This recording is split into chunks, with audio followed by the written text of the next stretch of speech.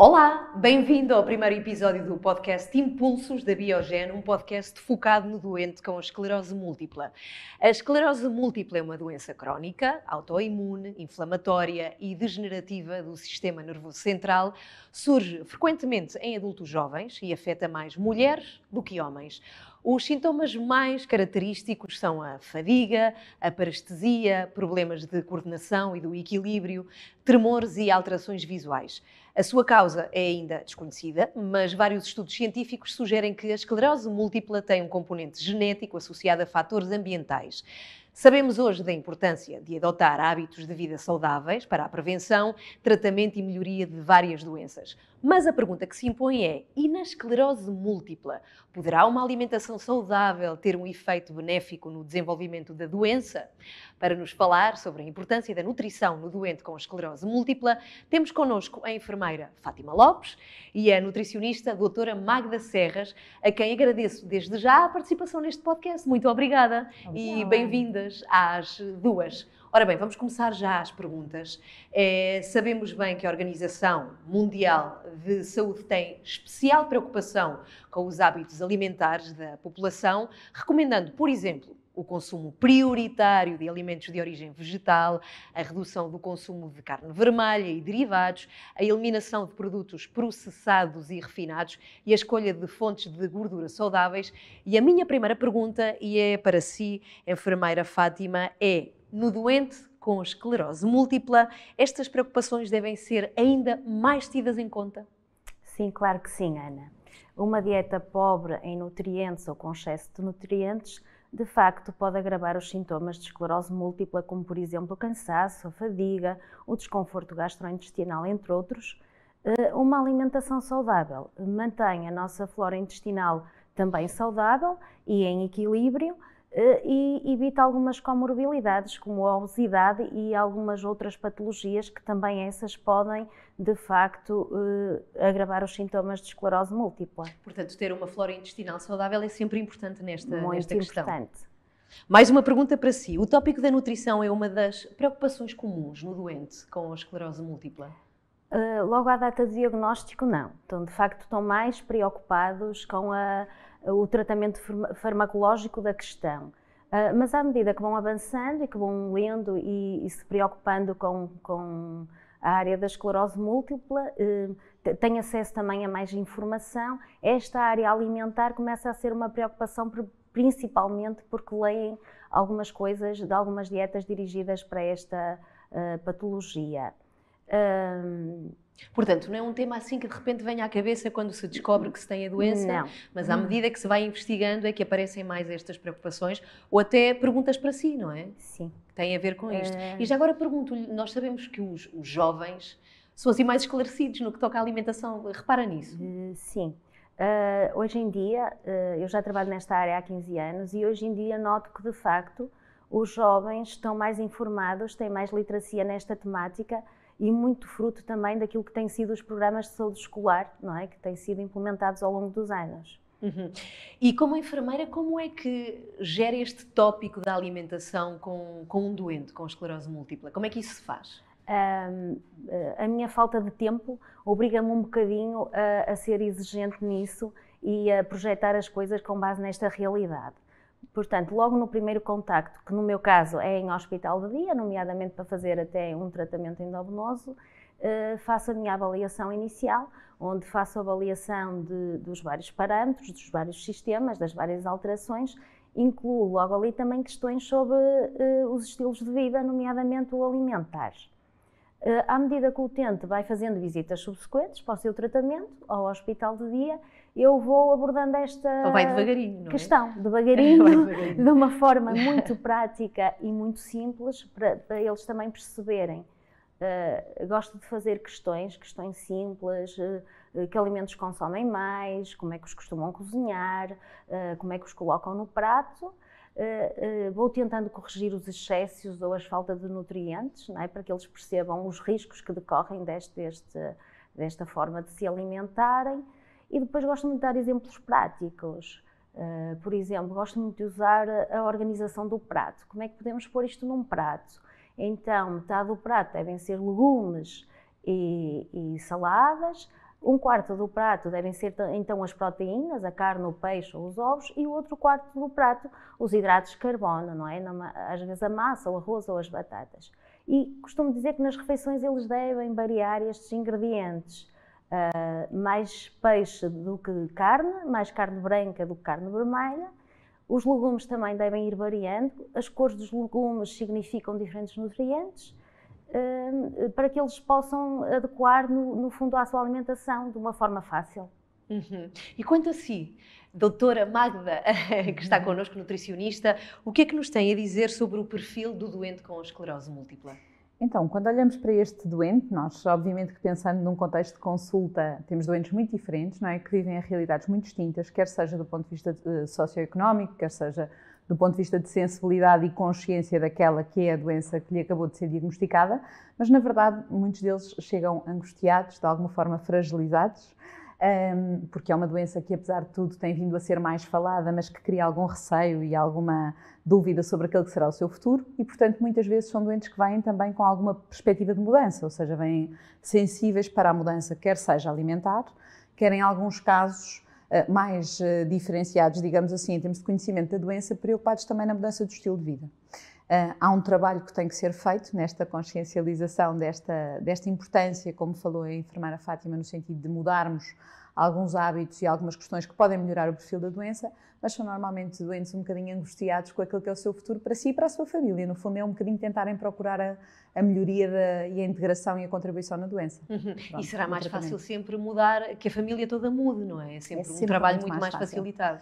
Obviamente quando falamos de nutrição, a nutrição é muito difícil porque são muitos hábitos de muitos anos que muitas vezes temos que modificar.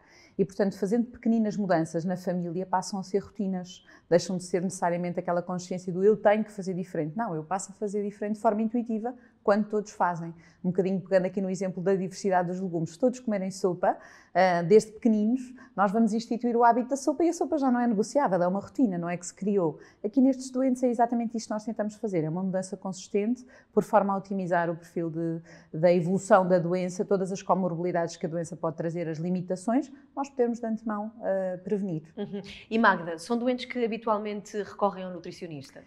São doentes que, infelizmente, não recorrem mais por uma questão de limitação económica, eu acho. Muitas vezes nós temos esta questão de se falar cada vez mais e por isso temos adultos mais jovens. Quando eu comecei a trabalhar nesta área, havia muito menos gente a vir à consulta com esta perspectiva de eu não tenho uma complicação e eu quero fazer algo para mudar o curso da doença. Hoje em dia, com a informação e com este acesso, digamos assim, a alguma informação, às vezes também com a tal iliteracia que falávamos há pouco, nem sempre toda a informação que chega é verdade e nem toda tem evidência científica, mas as pessoas vêm com maior frequência à consulta numa ótica de poderem eles próprios também contribuir na melhoria. Serem agentes ativos também, exatamente, não é? E quais são as principais preocupações?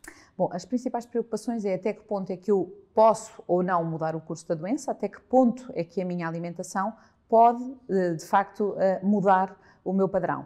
Portanto, até que ponto é que podemos fazer aqui, ter um papel ativo, quer seja, nós sabemos que a nutrição hoje em dia muda, por exemplo, o perfil da função intestinal, muda o microbioma e muitas vezes nós sabemos que há aqui um papel que a nutrição, falámos há pouco da função intestinal e da sua importância e hoje em dia sabemos que intervir de forma ativa, mudar o perfil alimentar, pode melhorar a gestão de peso, as complicações gastrointestinais como foram referidas e muitas vezes isso melhora também a tolerância à própria terapêutica. Claro, e em termos práticos, no que toca mesmo aos alimentos que devem ser mais escolhidos, doutora Magda, quais são as principais recomendações que fazem? Então, as principais recomendações, na minha perspectiva, é se uma dieta pode ser moduladora da inflamação, falámos que era uma doença inflamatória logo na sua versão inicial, todas as dietas que são pró-inflamatórias vão aumentar a inflamação e por isso nós podemos enriquecer com alimentos que são anti-inflamatórios. O exemplo dos peixes gordos, o exemplo dos frutos secos, são alimentos que vão modular a inflamação. Isso é muito dieta mediterrânea, não é muito em concordância. Ou seja, é excluir aquilo que nós integramos que não devíamos, o exemplo do óleo de palma, o exemplo das gorduras processadas, as gorduras vegetais hidrogenadas que são pró-inflamatórias e mantermos aquilo que era o nosso padrão inicial, com peixe gordo, frutos secos, diversidade e sazonalidade dos produtos são, no fundo, aqui os critérios da nossa dieta mediterrânica. A enfermeira Fátima, o que é que recomenda? Já nos falou de algumas coisas, não é? A divisão do prato por cores, em termos práticos, que outras coisas é que recomenda? Uma dieta saudável, com base nesta dieta mediterrânea também, não é? Que é a nossa dieta muito portuguesa também. A roda dos alimentos é uma forma muito visual também de se mostrar que porções se devem comer. Esta dieta mediterrânea, para além de uma dieta, é um estilo de vida. É o cozinhar em família, é o fazer refeições em família, é levar os produtos diretamente do campo ou do mar para a mesa, de preferência crus, cozidos ou grelhados. Recomendo também que não se alimentem com excesso de sal, de gorduras ou açúcar, que são os tais produtos processados, que guardem isso para aqueles dias de festa. E também costumo recomendar que não iniciem dietas, seja por que motivo for, sem consultar um profissional. Uhum. Bem, para que possamos esclarecer quem nos ouve e quem nos vê também aqui neste podcast, Fátima, qual é exatamente o papel da suplementação na alimentação na esclerose múltipla, a doentes com esclerose múltipla? A suplementação pode ser introduzida e deve no caso de déficit, mas sempre sob supervisão de um profissional de saúde qualificado. Uhum. Mas a alimentação pode mesmo alterar? O curso da doença, os sintomas? Não está estudado que isso possa acontecer. De facto, atua mais nos sintomas, na saúde no geral e na qualidade de vida. O que existem são algumas dietas que têm sido promovidas para este facto, mas que os estudos de investigação não mostram que de facto elas são eficazes. Muitas destas dietas suprimem alguns nutrientes, o que pode levar até a algum déficit nutricional. A supressão de nutrientes deve ser devidamente estudada pelo médico, não é? De acordo com o estado geral de saúde do doente. E de cada doente. E de cada situação cada em particular, não é? Exatamente, cada caso é um caso.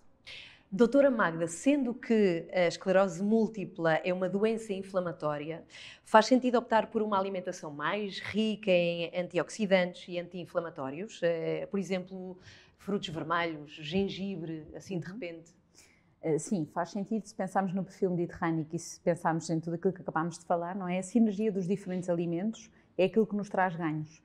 Ou seja, nós, como falou a enfermeira Fátima, podemos não bloquear a evolução da doença, mas podemos melhorar os diferentes fatores que podem agravar a doença. E, portanto, a ideia de uma alimentação enriquecida com os diferentes alimentos e com as diferentes mais-valias é que traz, de facto, esses ganhos. Ou seja, se eu fizer o tal enriquecimento de ômega 3, se eu fizer um enriquecimento com os frutos vermelhos, se eu tiver a tal diversidade nutricional, eu posso modular a atividade inflamatória da doença. E isso sim pode terminar o curso, pode modificar, de facto, a forma como ela evolui. Uhum. Fala-se bastante de vitamina D quando se fala em esclerose múltipla, até porque está associado o risco de desenvolver doenças autoimunes com a falta de vitamina D e também há uma associação forte com a esclerose múltipla. Pergunto-lhe, doutora Magda, se existem alimentos específicos que possam ajudar os doentes com esclerose múltipla nesta questão. Então é assim, quando pensamos na vitamina D, ela acima de tudo é produzida por síntese cutânea, nós podemos ter uma contribuição alimentar, mas a mais significativa é aquela que é por exposição solar. E nós hoje em dia em Portugal sabemos, e é uma das questões que tem vindo a ser falada, é a necessidade de suplementação, porque podemos ter aqui efetivamente uma menor produção por déficit de exposição solar, mas por outro lado também porque quando usamos fotoproteção deixamos de produzir vitamina D na mesma dosagem.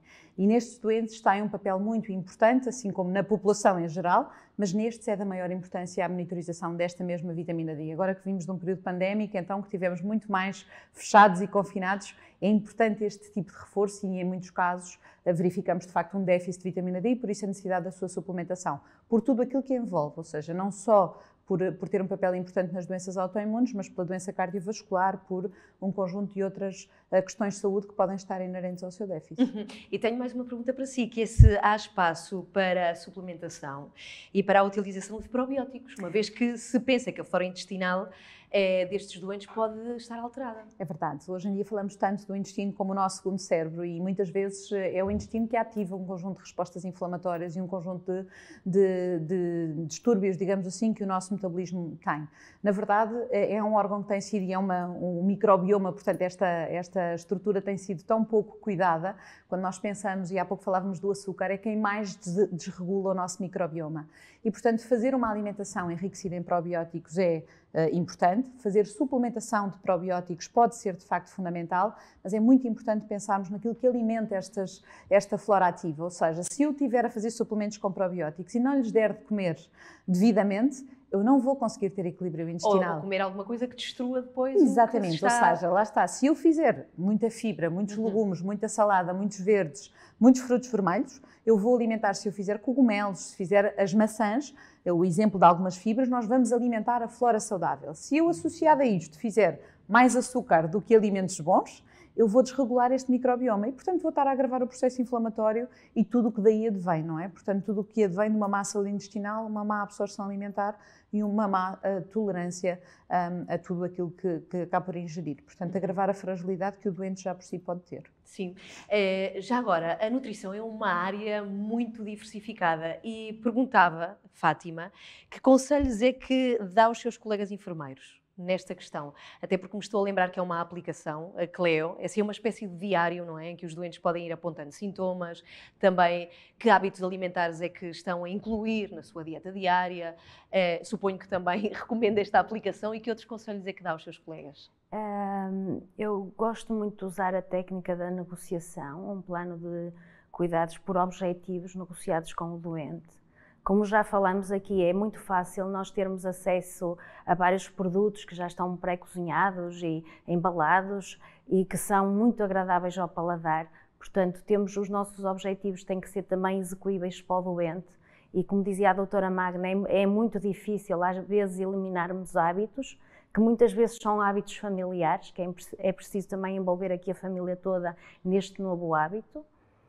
Gosto muito também de usar algum tipo de material informativo, tudo que seja flyers. Gosto de usar sites que sejam fidedignos, nomeadamente o site da Direção-Geral de Saúde, onde tem muita informação sobre a nossa roda dos alimentos, vários cartazes com as porções, até alguma forma de cozinhar. As associações dos doentes também têm vários material.